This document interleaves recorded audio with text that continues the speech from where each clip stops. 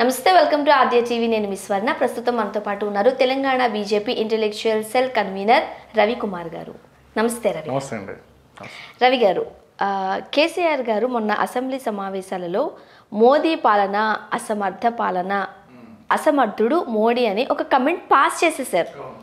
First of all, ఒక CM అయ్యుండి ఒక ప్రధానమంత్రిని పిఎంని అసమర్థుడు అని అనేశారు. చెప్పకనే చెప్పకుండా కాదు, రాజకీయాలలో లాగా. అసమర్థుడు అంటే అక్కడికి ఆగిపోలేదు తను. ఇంకొక అసమర్థ ప్రధానిని తీసుకొచ్చి తను బెస్ట్ అన్నాడు. అంటే ఇంకొక అసమర్థ ప్రధాని, అంతకుముందు ప్రధాని ఎవరుండే? మన్మోహన్ సింగ్ ఉండే.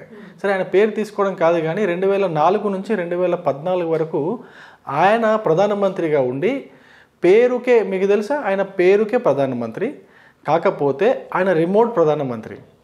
ఎప్పుడు కూడా ఆయన ప్రధానమంత్రి అని చెప్పేసి వాళ్ళ సొంత క్యాబినెట్ మినిస్టర్సే ఒప్పుకునే వాళ్ళు కాదు. ఒక సోనియా గాంధీ ప్రధానమంత్రి, ఏ ఆర్డర్ పైన, ఏ బిల్ పైన, ఏ నోటిఫికేషన్ పైన, ఏ జీవో పైన సైన్ చేయాలన్నా కూడా సోనియా గాంధీ పర్మిషన్ తీసుకొని ప్రధానమంత్రి మన్మోహన్ సింగ్ సైన్ చేసేవాడు. జనరల్గా చెప్తూ ఉండేవారు కదా, బొమ్మకి కీ ఇచ్చినట్టు ప్రధానమంత్రి నుంచోబెడతారు, ఇటు కీ ఇస్తాడు వెళ్ళాల్సిందే. ఆయనని ఈయన ప్రధాని మోడీ గారితో పోల్చారంటే ఈయన పెద్ద, మన తెలంగాణ భాషలో ఈయన బేవకూఫ్ అంటారు. నేను లిటరల్గా చెప్తున్నాను. ఎందుకంటే అసమర్థుడు అనే ఒక ప్రధానమంత్రి మోడీ గారిని అనడం అంటే చాలా పెద్ద మాట. అది మీకు ఒక చిన్న విషయం చెప్తాను, మోడీ సమర్థత గురించి చెప్తాను నేను. 2004 నుంచి 2014 వరకు దేశం పరిస్థితి ఎట్లా ఉండిందంటే, ఆర్థిక వ్యవస్థ చూసుకుందాం, ఒక్కొక్క వ్యవస్థ మనం చూసుకుందాం. ఆర్థిక వ్యవస్థ ఎట్లుండిందంటే, ఫ్రెజైల్ 5 కంట్రీస్ అని ప్రతి సంవత్సరము ప్రపంచ దేశాల్లో ఉన్నటువంటి లోయెస్ట్ ఆర్థిక వ్యవస్థలు అయితే ఉంటాయో, లేదా రేపో మాపో ఆర్థిక మాంద్యంలోకి వెళ్ళిపోయే దేశాలు ఉంటాయో, ఆ దేశాల లిస్ట్ తీసేవారు. ఆ లిస్ట్ తీసి టాప్ 5, టాప్ 10 పెట్టేవాళ్ళు. అట్లా 2014లో ఫ్రెజైల్ 5 కంట్రీస్లో టాప్ 5లో ఇండియా ఉండింది. ఇండియాతో పాటు ఒక ఇండోనేషియా, సౌత్ ఆఫ్రికన్ కంట్రీ ఒకటి ఉంటుంది, అదొక కంట్రీ. ఇట్లాంటి చిన్న చిన్న కంట్రీస్ ఉంటాయి. అటువంటి టైంలో ప్రధానమంత్రి గారు ఆఫీస్లో ప్రధానమంత్రిగా ఆయన ఓత్ తీసుకున్న తర్వాత ఒక శ్వేతపత్రం కూడా విడుదల చేద్దాం అనుకున్నారు ఆయన. దేశ ఆర్థిక పరిస్థితి పైన, ఖజానా పరిస్థితి పైన, ఖజానా ఎంతగా లూటీ అయ్యిందో, అసలు ఏదైనా చేద్దామన్నా కూడా ఏమీ లేదు, ఖజానా మొత్తం ఖాళీ, ఫారిన్ రిజర్వ్స్ ఏమీ లేవు, మొత్తం జీరో. ఆ ఉన్న ఫారిన్ రిజర్వ్స్ మనకు రెగ్యులర్గా అయితే పెట్రోల్ డీజిల్ కొనుక్కోవడానికి, బయట నుంచి చమురు కొనుక్కోవడానికి కూడా సరిపోదు.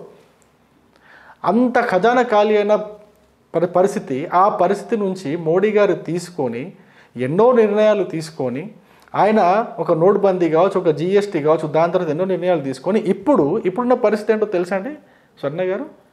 ప్రపంచంలోనే 5వ అతిపెద్ద ఆర్థిక వ్యవస్థ. ఇప్పుడు 5వ అతిపెద్ద ఆర్థిక వ్యవస్థ. ఇంకొక 3 నెలల్లో కానీ 6 నెలల్లో కానీ 3వ అతిపెద్ద ఆర్థిక వ్యవస్థ అయ్యే ఛాన్సెస్ ఇండియాకే ఎక్కువగా ఉన్నాయి.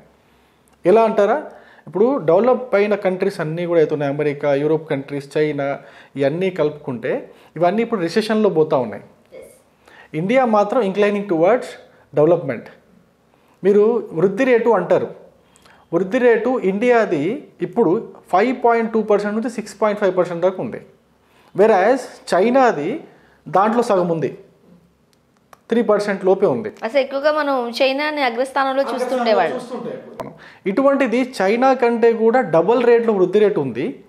మరి ఇంకొక 3 నుంచి 6 నెలలలో, హోప్ఫుల్లీ ఇంకొక మ్యాక్సిమం 6 నెలల్లో వరల్డ్స్ 3rd లార్జెస్ట్ ఎకానమీ అవుతుంది ఇండియా.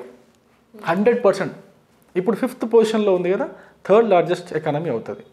మీకు ఒక విషయం తెలుసు, ఆర్థిక పరిస్థితిని అంత దారుణంగా ఉన్న దేశ ఆర్థిక పరిస్థితిని ఒక స్వర్ణమయ ఆర్థిక పరిస్థితిలాగా తీసుకొచ్చారంటే ఆయన సమర్థుడా అసమర్థుడా అండి?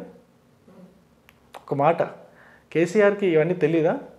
మరి అన్నీ తెలిసిన కేసీఆర్ గారు చట్టసభలో ఎలా మాట్లాడగలిగారు? ఊరికే అన్నారు. మన తెలంగాణలో హైదరాబాద్ భాషలో బేవకూఫ్ అంటారు. వాడు మాట్లాడితే అట్లా మాట్లాడితే ఇట్లనే మాట్లాడతారు. ఇంకో విషయం చెప్తా, నేను ఒక ఆర్థిక విషయంలోనే చెప్పాను. నేను ఇంకొక విషయం మాట్లాడదాం, దేశ భద్రత గురించి తీసుకుందాం ఒకసారి. మీకు తెలుసు, ప్రధానమంత్రి ఆయన ఉన్నప్పుడు, మన్మోహన్ గారు ఉన్నప్పుడు, సరే సోనియా గాంధీ ఉన్నప్పుడు అనుకుందాం, 2004 నుంచి 2014 వరకు ఎన్ని బాంబు దాడులు జరిగాయి దేశంలో?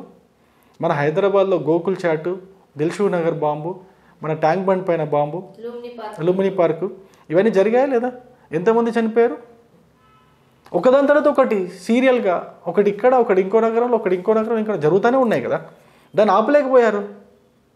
మరి ఇప్పుడు ఎక్కడన్నా దేశంలో ఏ నగరంలో అయినా బాంబ్ బ్లాస్ట్లో జరిగిన ఉదంతం ఉందా గత 8.5 సంవత్సరాలుగా? ఎక్కడైనా ఉందా? అంటే భద్రత గురించి, పౌరుల భద్రత గురించి నేను మాట్లాడతాను. అప్పట్లో ఈ సమర్థవంతమైన ప్రధానమంత్రి మన్మోహన్ గారు అంటున్నారు కదా, ఆయన హయాంలో పిక్నిక్ వచ్చినట్టు వచ్చేవాళ్ళు ఎవరు? తీవ్రవాదులు.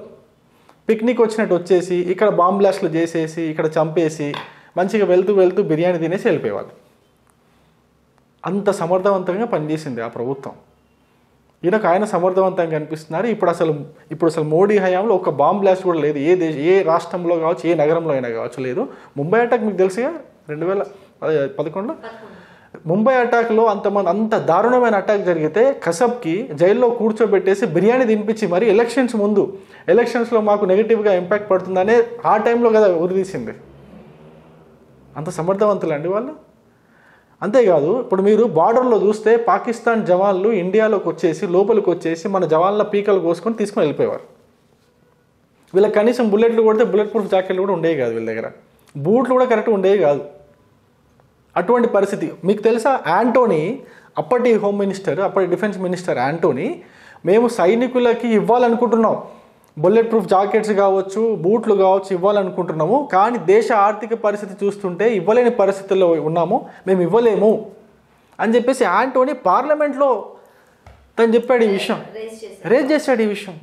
మరి అటువంటిది ఇప్పుడు పాకిస్తాన్ నుంచి ఎవడైనా, పాకిస్తాన్ మిలిటరీ కాదు, పాకిస్తాన్లో తయారవుతున్న ఇంక్యుబేషన్ సెంటర్స్ అంటారు వాటిని, తీవ్రవాదుల తయారీ క్యాంపులు ఏతున్నాయో ఆ క్యాంపుల లోపలికి దూసుకొని పోయి బాంబులు వేసి వాళ్ళందరినీ సర్వనాశనం చేశాడుగా మోడీ. అక్కడ నుంచి ఎవడన్నా ఇక్కడ బార్డర్ దాటి లోపల రావాలంటే వాడికి ఇది పడుతుంది. అవునా కదా? అటువంటిది ప్రధానమంత్రి అసమర్థుడా? కాశ్మీర్లో ఈ అల్లరి మూకలు వాళ్ళందరికీ డబ్బులు ఇచ్చి జవాన్ల పైన రాళ్ళు వేయించేవాళ్ళు. అవునా కదా? జవాన్ల పైన రాళ్ళు వేయించేవాళ్ళు. ఆ రాళ్ళు వేయిస్తే జవాన్లు ఏం చేయలేకపోయేవారు అక్కడ. అటువంటి అల్లరి మూకల్ని అణిచివేసేసి ఇప్పుడు అక్కడ ఒక్కటి కూడా రాళ్ళు విసిరిన ఉదంతం లేదు. ఇప్పుడు గత 3 సంవత్సరాలు 4 సంవత్సరాల నుంచి లేదు. మరి అంత సమర్థవంతంగా దాన్ని మరి హ్యాండిల్ చేశారుగా.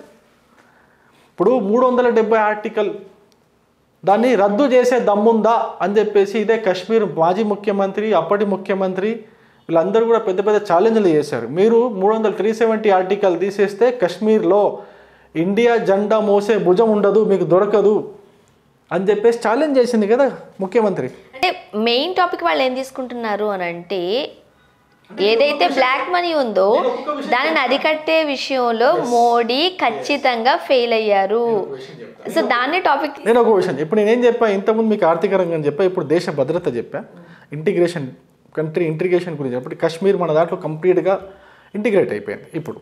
సో దీని గురించి చెప్పా. ఇప్పుడు ఆయన ఏమంటారు, బ్లాక్ మనీ గురించి అంటారు. మీకు తెలుసా, మీరు ఈడీ వెబ్సైట్లో కూడా చూసుకోవచ్చు. మీకు అంటే ఈడీ వెబ్సైట్లో అప్డేట్ ఉన్నంత వరకు చూస్తే ఇప్పటి వరకు కూడా మోడీ హయాం వచ్చిన తర్వాత మోడీ హయాంలో 1,05 కోట్ల వర్త్, 1,05 అంటే 1,00,000 కోట్ల పైగా వర్త్ ఆస్తులు జప్తు చేసి అటాచ్ చేసుకున్నారు.